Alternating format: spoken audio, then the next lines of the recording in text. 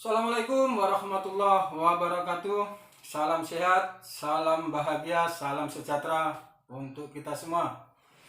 Oke teman-teman, kali ini video saya nggak mengenai bolang bajaka, tapi ini ada yang lebih seru, yaitu mengenai pusaka penemuan saya pada bulan lalu di belakang warung saya. Jadi gini teman-teman, pusaka ini saya temukan di belakang warung saya pada pukul 2 malam. Kalau nggak salah itu malam Senin. Jadi pusaka ini nggak tahu ya, ceritanya itu ikut saya itu nggak tahu. Awal mulanya itu pas saya pulang dari warung, itu nggak tahu. Malam-malam itu saya secara nggak sengaja itu kepala saya itu mengadakan ke atas terus. Nggak tahu itu tanda apa, sampai 3 hari itu. Bener sampai 3 hari, nggak bohong aku, jujur. Itu sampai 4 hari apa 5 hari gitu. Jadi gini teman-teman, sepulang saya dari warung, waktu itu masih ngontrak ya, belum punya rumah sendiri, waktu masih ngontrak. Itu pulang dari warung itu secara nggak sengaja, itu tiba-tiba kepala saya itu maksudnya dana itu ke atas itu terus-terusan itu. Nah itu dalam suasana terang bulan, pokoknya terang bulan lah, itu bulan itu luar biasa terangnya, nggak seperti biasanya. Itu saya itu mengadakan ke atas terus di setiap jalan yang saya lalui itu mengadakan kepala terus ke atas itu, nggak tahu ada apa. Tapi di atas itu terlintas bayangan itu seperti naga, tapi tidak jelas, cuma naga gitu aja. Itu sampai 4 hari, 3 hari, atau 6 hari gitu, saya lupa. Nah, kemudian pada waktu itu istri saya itu sedang sakit itu di kontrakan itu. Sakit itu sekitar 2 hari. 2 hari itu dia gelisah terus itu.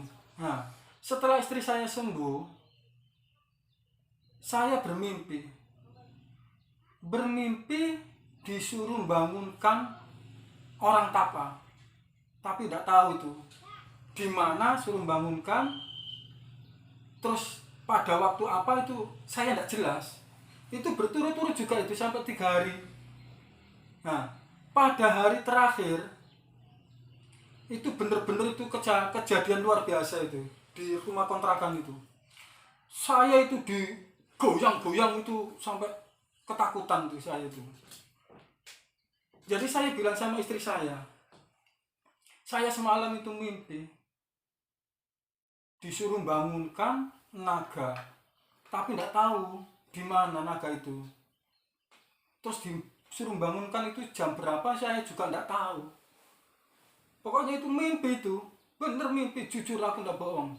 Nah, kemudian selang beberapa minggu kemudian, itu pas saya di warung, dulu warung saya alhamdulillah lumayan ramai. Pas waktu saya di warung, istri saya itu sakit lagi di rumah. Nah, pada waktu itu istri saya itu cerita begini, saya semalam itu ketemu apa yang Mas mimpikan. Ngomong gitu, mimpi apa? Bilang saya gitu. Bukan mimpi ini kenyataan, bilang istri saya. Bukan mimpi, nyata betul wujudnya itu ada. Itu di samping pintu. Apa bentuknya? Saya ngomong gitu, saya nanya, apa bentuknya? Ternyata selama ini yang saya mimpikan itu, jawabannya itu ada di istri saya.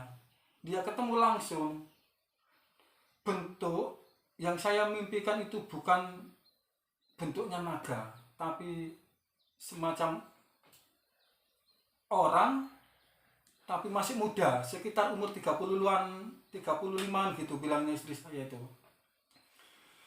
Jadi saya itu diam aja. Pikiran saya itu terganggu itu tiap malam tuh terganggu terus dengan masalah ini. Nah, akhirnya nggak saya ambil pusing, saya diamkan sampai beberapa bulan. Nah, pada waktu itu, waktu warung saya itu masih di kaki lima ya kan, masih di kaki lima, pas saya goreng sari laut, itu saya goreng sari laut itu di kaki lima itu. Nah, itu ada Pak RT ngantar es, tapi feeling saya itu bahwa barang itu udah dekat, udah ada, gitu. Nah, pada waktu itu orang makan tuh di meja-meja itu luar biasa banyak. Pada saat itu warung itu rame, alhamdulillah rame. Tanpa sengaja itu ada pusaka atau dibilang keris lah ya, itu lewat di atas pohon itu di seberang jalan. Itu aku nengok, jujur ini aku nengok ini, bener. Spontan itu saya lari. Pak RT yang sedang ngantar es itu ikut lari nyusul saya.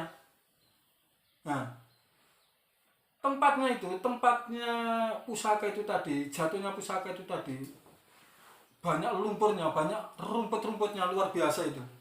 Kalau kita masuk ke situ tidak kelihatan. Itu saya kejar-kejaran itu sama pusaka itu tadi di dalam lumpur itu. Beneran ini asli, jujur saya tidak bohong. Ada saksinya Pak RT ini. Kalau ada Pak RT mana seru dia. Jadi gini, singkat cerita itu ya, pusaka yang saya dapat itu ini bentuknya ini nancap di bawah pohon, di akarnya pohon. Nah ini teman-teman ya, Bismillahirrahmanirrahim. Mudah-mudahan tidak terjadi apa-apa. Jadi ini saya simpan ini, mudah-mudahan nggak jadi apa-apa nih ya. Bismillahirrahmanirrahim. Tak kasih lihat teman-teman ya. Jadi gini teman-teman,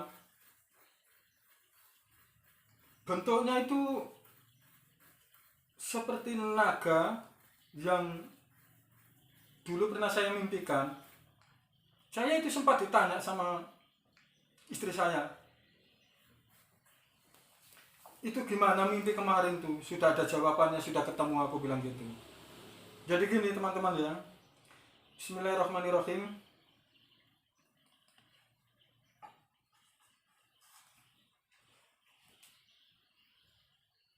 Ini teman-teman ya, dari bentuk kepalanya ini udah jelas ini kalau ini naga,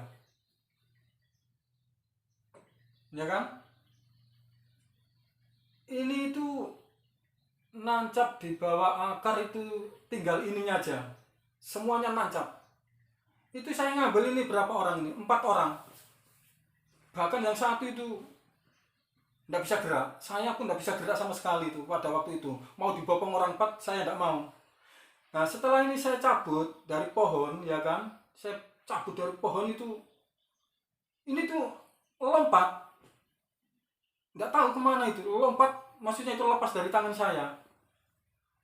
Tapi alhamdulillah pada waktu itu kayak keluar sinar gitu sedikit, tapi tidak banyak, sedikit. Nah itu jelas saya itu langsung saya diamkan beberapa menit. Kalau memang ini jodoh saya kena, kalau nggak jodoh saya dia pergi. Alhamdulillah dia tidak gerak sama sekali itu pusaka ini. Jadi ini teman bentuknya itu ya, nah seperti naga, seperti naga nih teman. Nah kan, nah ya kayak gini nih bentuknya. Dia kecil, tidak besar, tapi ini waktu saya taruh di lemari, saya dulu itu punya karyawan perempuan, ya kan, tukang nyetrika, tukang nyuci, tukang bersih-bersih rumah. Nah, usahakan ini tak taruh di lemari. Ini lemari itu tertutup. Nah, karyawan perempuan saya itu lagi nyetrika baju di kamar. Dia tuh lari. Soalnya apa? Keris ini itu keluar itu dobrak pintu lemari itu langsung mental ke tembok. Jadi pembantu saya itu sampai lari teriak-teriak minta tolong itu loh. Jadi ini enggak bohongan, beneran teman-teman, ini enggak bohongan ini. Saya nemu asli nemu ini di warung, belakang warung. Terus saya itu nanya sama sesepuh sini tuh, bilangnya belakang warung saya itu tempat pemakaman pembunuhan zaman Jepang dulu. Ratusan orang yang meninggal di situ itu. Jadi dia dimakamkan massal di situ. Tidak tahu ceritanya kayak apa itu, tidak tahu. Soalnya saya bukan asli sini, saya orang perantauan. Jadi ini teman ya, bentuknya itu gini. Nah, Bismillahirrahmanirrahim. Mudah-mudahan gak terjadi apa-apa ya. Soalnya kemarin tuh waktu saya cabut pertama kali itu tidak bisa kembali. Tangan saya itu lama betul tidak bisa kembali itu. Tapi alhamdulillah ini sebetulnya ya. Sebetulnya ini ada jodohnya. Dia belum selesai bertapa dia. Masih ada di sekitar Ketapang sini. Saya sudah tahu tempatnya, cuma saya tidak mau cerita. Sudah tahu tempatnya. Ini keris ini ya, pusaka ini sudah mendatangi jodohnya itu mungkin 6 kali apa 7 kali itu. Sering menghilang, asli sering menghilang ini. Bukan rekayasa ini. Pernah itu waktu pulang dari warung itu saya tengok, saya lihat. Kalau tengok itu bahasa sini. Kalau bahasa nasionalnya dilihat. Itu saya lihat ini di tempat ini nih, itu kosong. Nah, besoknya itu sudah ada lagi. Ini ceritanya keris ini nih. Jadi gini ya. Tak kasih tahu dalamnya. Mudah-mudahan tidak ada apa-apa ya. Bismillahirrahmanirrahim. Nah, begini. Nah, bentuknya cuma begini aja. Nah. Kecil dia. Nah, kan? Kecil dia. Nah, kecil aja. Enggak terlalu panjang, enggak terlalu besar ya. Kecil. Nah, cuma begini aja nah, kawan. Nah, kan? Nah. Dia kecil ya, bukan besar ya. Hampir berapa ini ya? Hampir 10 cm. Ini. Nah, itu aslinya bentuknya. Nah, ini kepala naganya ini ya kan. Nah, kan? Nah, asli naga ini. Cuma keris ini pernah dimimpikan saudara saya. Bilangnya kok disia-siakan gitu. Enggak disia-siakan dah. Memang apa itu? Saya itu bukan berarti saya harus percaya sama ini, bukan. Saya masih punya Allah. Cuma saya ini cerita pada waktu saat saya menemukan ini sebetulnya sudah nggak tak urus aslinya itu. Sebetulnya nggak tak urus, tapi dia tidak mau pergi, gitu loh. Dia tidak mau pergi dia. Jadi kayaknya itu mau ikut aku terus. Nah, di dalam sarungnya ya kan, di dalam sarungnya itu ada tulisan Arab, tapi kayak apa ya, semacam Arab, tapi terus terang saya tidak bisa baca. Bener tidak bisa baca saya. Soalnya apa? Ini tulisannya itu mepet-mepet betul ini. Nah, agak kurang jelas tulisannya ini, terlalu mepet ya. Tidak tahu. Nah, saya balik lagi kan. Nah, terlalu mepet dia. Saya tidak bisa baca ini, tidak tahu nih tulisan apa. Cuma kalau di sini, di gagangnya sini nih ya, di gagangnya yang lekuan begini itu ada tulisannya Allah kayaknya ini. Nah, kan. Nah, ada tulisannya Allah ini. Nah, ada tulisannya Allah. Tapi mudah-mudahan dia nggak mengganggu keluarga saya. Masalahnya apa? Saya ini percaya, tidak percaya itu pokoknya saya masih punya Allah.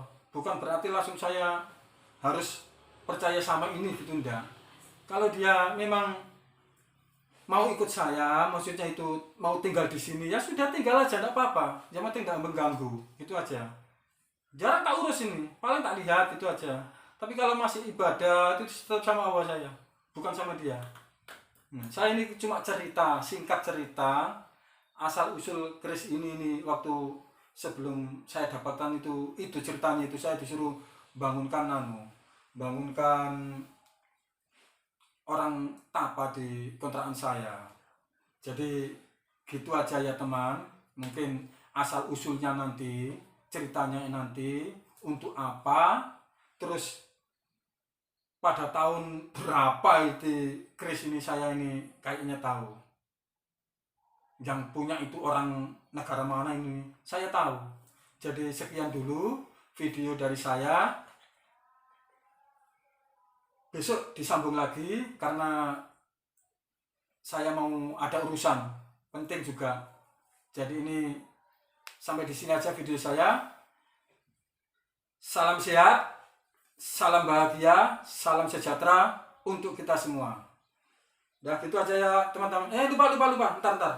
Jangan lupa di subscribe, di like, di komen. Oke teman-teman. Assalamualaikum warahmatullahi wabarakatuh.